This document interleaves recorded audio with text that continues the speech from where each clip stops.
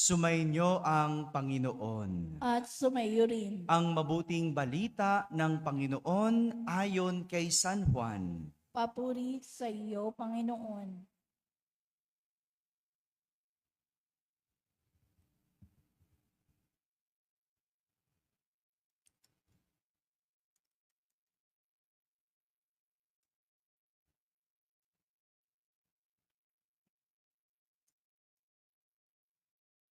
Malapit na ang Paskwa ng mga Hudyo, kaya't pumunta si Jesus sa Jerusalem.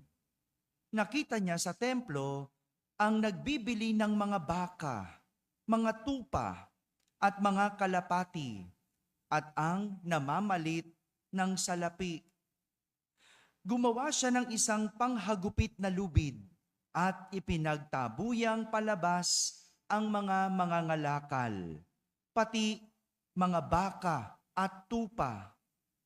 Isinabog niya ang salapi ng mga namamalit at pinagtataob ang kanilang mga hapag.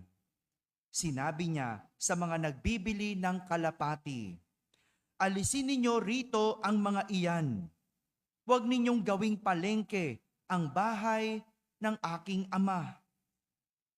Naalala ng kanyang mga alagad ang sinasabi sa kasulatan, "Ang aking malasakit sa iyong bahay ay parang apoy na nag-aalab sa puso ko." Dahil dito ay tinanong siya ng mga Hudyo, "Anong tanda ang maibibigay mo upang patunayang may karapatan kang gawin ito?" Tumugon si Jesus, "Gibain ninyo ang templong ito at muli kong itatayo sa loob ng 3 araw." Sinabi ng mga Hudyo, 46 na taon na ginawa ang templong ito at itatayo mo sa loob lamang ng 3 araw? Ngunit ang templong tinutukoy ni Jesus ay ang kanyang katawan. Kaya't nang siya'y muling mabuhay, naalala ng kanyang mga alagad na sinabi niya ito at naniwala sila sa kasulatan at sa mga sinabi ni Jesus. Mga kapatid, ang mabuting balita ng Panginoon. Pinupuri ka namin, Panginoong Jesucristo. Umupo ang lahat at makinig sa homilia. Isang magandang umaga po sa inyong lahat. Pagpalain mo yung katabi mo, sabi mo, "Pinagpalang linggo sa iyo." Yan. Ganun din sa mga nasa barangay, pinagpalang linggo, sa mga nasa tahanan na nagsisimba via online at sa lahat ng nasa abroad. Pinagpalang linggo po sa inyong lahat. Kasama kayo sa aming banal na pagdiriwang dito sa ating parokya. Ngayong araw na ito, pinagdiriwang natin at ng buong mundo ang kapistahan ng pagtatalaga sa palasyong simbahan sa Laterano, Roma. Sige, sabay-sabay nga muna tayong umubo. Ubuhan tayo na ubuhan mo noon. Sabay-sabay. Naubo rin ako doon sa insenso. No? No? Ito yung pinagdiriwang natin, no? Kapistahan ng pagtatalaga ng palasyong simbahan. No? Itong simbahan sa Laterano may titulo bilang ang ina at ulo ng lahat ng simbahan sa buong mundo. The mother and the head of all churches of the city and of the world. Ito kasi ang katedral ng Santo Papa. Ito ang katedral ng Santo Papa, hindi yung St. Peter's Basilica, kundi yung katedral sa Laterano. Kaya ito yung pinagdiriwang natin, yung pagtatalaga sa simbahang ito. Kaya naman ang ating mga pagbasa sa araw na ito ay tumutukoy sa kung anong ibig sabihin ng simbahan o templo. Sabihin nyo nga po, templo. Yan, no? Gusto ko po, tingnan nyo at pakinggan mabuti yung ibig sabihin ng simbahan o templo ayon sa pagbasa. Hindi po sa akin, hindi kay Father o kahit kanino. At tignan ninyo kung ang simbahan ba natin ay ganito. Sa unang pagbasa, nagkaroon ng pangitain si Propeta Ezekiel. Nakita niya sa pangitain ang isang templo na may umaagos na tubig mula sa tagiliran nito. Imagine niyo, no? Imagine niyo may templo. At sa simbahan sa gilid may umaagos na tubig. Oh, hindi baha ha, umaagos na tubig, no? May umaagos na tubig at lahat ng madaanan ng tubig, lahat ng maagusan ng tubig, nagkakaroon ng buhay. Lahat ng madaanan ng tubig, lalo na yung dagat na patay, nagkaroon ng buhay. Yung Dead Sea. Imagine niyo, no? Yung dagat na yon walang nabubuhay kasi sobrang alat. No? Pero nung nadaanan ng tubig na dumadaloy mula sa templo, nabuhay ang dagat. Yung sobrang alat, naging tabang. At yung patay na dagat, nagkaroon ng mga buhay na nilalang, buhay na hayop, buhay na isda. At sa paligid ng dagat, may tumubong punong kahoy. At hindi lang basta punong kahoy, namunga ito. At hindi lang basta bunga, nakakain ang bunga. Na-imagine nyo yun? Yung simbahan, may dumadaloy. At ang lahat ng daluyan, nagkakaroon ng buhay. Ganito ang nagagawa ng isang templo o simbahan. Lahat ng madaanan nito, nagkakaroon ng buhay. Yung mga tila patay, nabubuhay. Yung marumi, nalilinis. At nagbibigay ng bunga. Nagbibigay ng bunga. Pakitingnan nyo nga po yung katabi nyo. Buhay pa ba? Ang buhay pa, buhay pa. Humihilik lang, Father. Buhay pa. Okay, sige. Nag-aalala lang ako kasi parang mukhang patay na siya eh. Baka sabihin, hindi ganyan ang simbahan. Nakamamatay pala si Father. Hindi. Buhay pa, buhay. Okay lang. Kahit humihilik, sige, buhay pa. Ganyan ang simbahan. Dapat nagbibigay ng buhay. Lahat ng dumadaan dito, lahat ng nadadaluyan nito, nabubuhay. Alam niyo po, 18 years ago, no, pakiramdam ko, wala akong direksyon. Hindi ko alam kung saan ako pupunta. No? Pagkatapos mong gumraduate, nagkatrabaho, at nung nagtatrabaho ka, parang ganito na lang ba? No, 22 years old pa lang po ako noon, 18 years ago. No? Grabe naman mag-isip si Father. No? 18 years, iba nga nagpapahinga pa, 22 years old na. No? Pero ganun parang feeling ko lost ako. Ano nang sunod? Pagkatapos mo mag-aral, maghanap ng trabaho, di ba? Nung nakahanap ka na ng trabaho at nagtatrabaho, ano nang kasunod? Feeling lost ako. No? Hindi ko alam ano nang next. No? Yung mga bata, no, na nag-aaral, ang tahak, makagraduate. Pag nakagraduate, ang tahak, magtrabaho. Pag nagkatrabaho, ayan, dyan na isipin, ano nang tatahakin kasunod? No? At ako rin, dumaan sa ganun. No? Hindi ko alam kung anong gagawin ko. Dinaan ko sa pagsisimba. Araw-araw akong nagsisimba. At araw-araw sa ginawa ng Diyos, yung parokya namin sa Makati, pag araw-araw ka nagsimba at 6:00 ang misa, ang kasama mo ay, matatanda, no? Siyempre, no? Matatanda. Bago ako pumasok ng trabaho, magsisimba muna ako. Makasama ko mga matatanda. At dahil matatanda, hindi na makabasa. No, siyempre, no? Kaya inimbitahan ako ng parish priest ko kasi siguro, may bata doon. Nagsisimba naman, inimbita niya ako mag-lector. No, pwede ba ikaw na lang mag-lector? Kawawa naman yung matanda, hindi na niya mabasa. No? At dahil naman lagi ako nagsisimba, ganun din naman, pumayag ako. Sige, nag-lector ako. At nung naging lektor na ako, napili rin ako maging youth coordinator. Oh, araw-araw na ginawa ng Diyos, paglipas ng taon, hindi ko nakita ang direksyon. Pero, nagkaroon ako ng sigla. Natuwa ako, nasiyahan ako sa ginagawa ko. Hindi ko alam, ba't masaya? Hindi ko alam. Basta, masaya lang ako. Payapa lang ako. Yung nakakapagsimba ko, okay. Yung nakakapaglingkod ako, okay. Masayang puso ko. At makalipas ang ilang taon, nakita kong sarili ko na nag-a-apply sa seminaryo. Fast forward, naging pari ako. Hindi ko na isa-isahin, 18 years yun eh. Ha? Pero, ito yung nagawa ng simbahan sa akin. Nung dumaan ang simbahan sa buhay ko, nagkaroon ng sigla at nagkaroon ng bunga. Kwento ko pa lang to, baka iba yung kwento mo.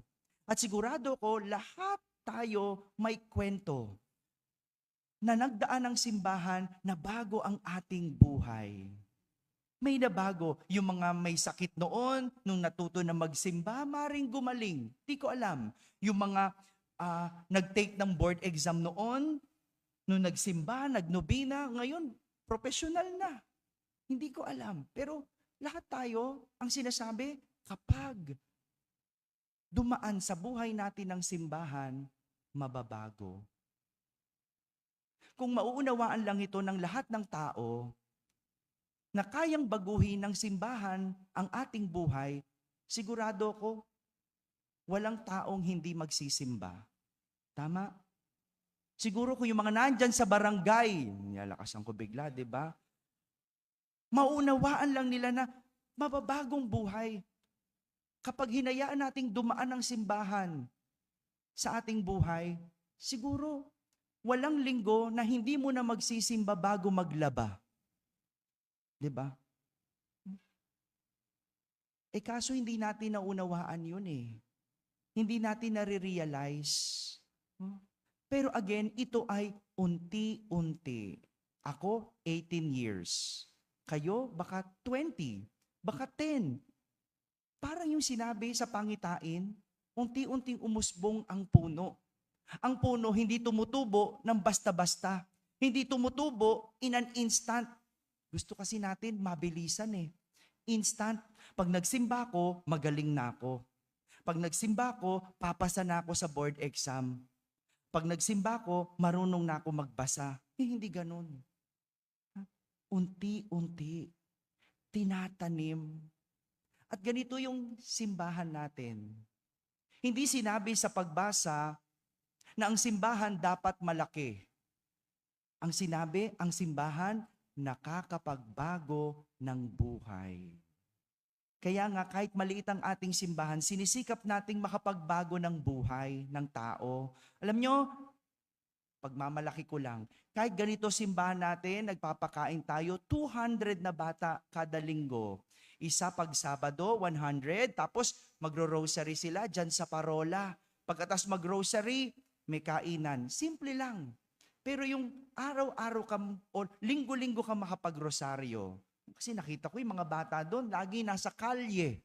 Kaya naisip ko, tuwing 3:00, magro-rosaryo. At pagkatapos sa rosaryo, kakain. Ganun lang. Di ba?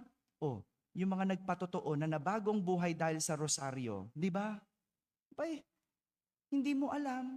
Kaya yung mga bata na yan, unti-unti, yun man lang maturuan. Maraming kalaban. No? May andyan ang pagmumura, andyan ang sugal, ano pa, yung paligid natin, ang dami.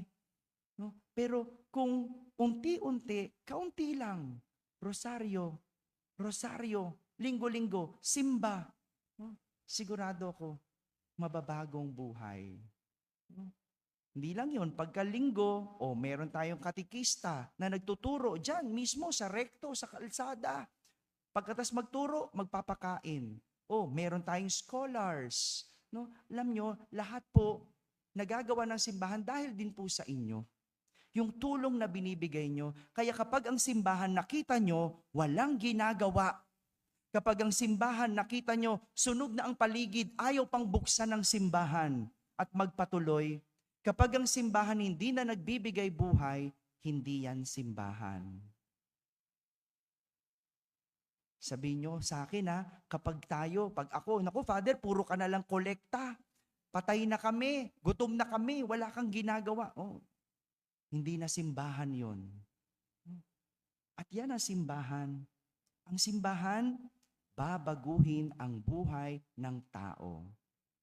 Samantala, sa ating ikalawang pagbasa pa lang, may dalawa pa, tas gospel, no? O gising pa ba? O, samantala sa ikalawang pagbasa, pinapahiwatig ni San Pablo na ang simbahan ay tayo. Sabihin nyo nga, tayo. Tayo ang gusali ng Diyos. At ang pundasyon natin, walang iba kundi si Jesus. Isang imahe ng simbahan ay walang iba kundi ang tao. Dahil sinasabi ni San Pablo, naninirahan sa atin ang Espiritu. Kaya banal ang templong ito ng Diyos na tinatawag nating katawan. Katawan. Marami sa atin hindi ito nauunawaan na ang katawan ay templo ng Espiritu. Kung ano-ano ang ginagawa nating pagbabago. Pakitingnan mo nga yung katabi mo. Mukha bang may nagbago na dyan? Ha? Mukha ba nagbago na? Ay, kayo na makakaalam niyan. Madali naman malaman kung may nagbago o wala, di ba? Hello? Parang last week lang, walang kilay yan. Pero ngayon, tingnan mo. Tamo, last week lang, ang putla niya, pero ngayon, pinkish na yung pisngi. O, paano? Di ba? Madali na ba? Pero, alam mo, ang sinasabi sa atin, ang katawan natin ay templo. Pero, anong pag-iisip natin? My body, my rules. Di ba ganyan? Katawan ko to, akin to, gagawin ko kahit anong gusto ko. Paano mo nasabing iyo? Ikaw ba may gawa niyan? Sa'yo ba nagsimula yan? Siguro dahil tinuturing nating atin, kaya inaangkin. Ang hindi natin nalalaman, ang ating katawan ay hiram lamang. Ito ay may katapusan. Kaya sa huli, may balikan. Ibabalik mo yan. Ibabalik lahat sa tunay na nagmamay-ari sa atin. Natural. Kahit anong templo, pag tumagal, naluluma. Tamo yung katabi mo, mukha na bang luma? Ang masakit, 80 years old na yan, pero fresh pa din, tamo. Di ba? Paano? Di ba? Paano? No? Mukhang bata, banat, fresh. Pero pag maglakad, may baston. Paano? Di ba ganun? Talagang tatanda tayo eh. No? Kahit anong simbahan, kahit anong templo, pagtagal, naluluma. Pero ano sinasabi? Hindi yan sa'yo. Hindi yan sa'yo. Kaya nga, eto, ebanghelyo na tayo. Last na, no? Pinapakita at pinapaalala ni Jesus sa atin na ang isang templo ay dapat ginagalang at nirerespeto. Ginagalang at nirerespeto. Hindi kinakalakal o nininegosyo. Narinig natin?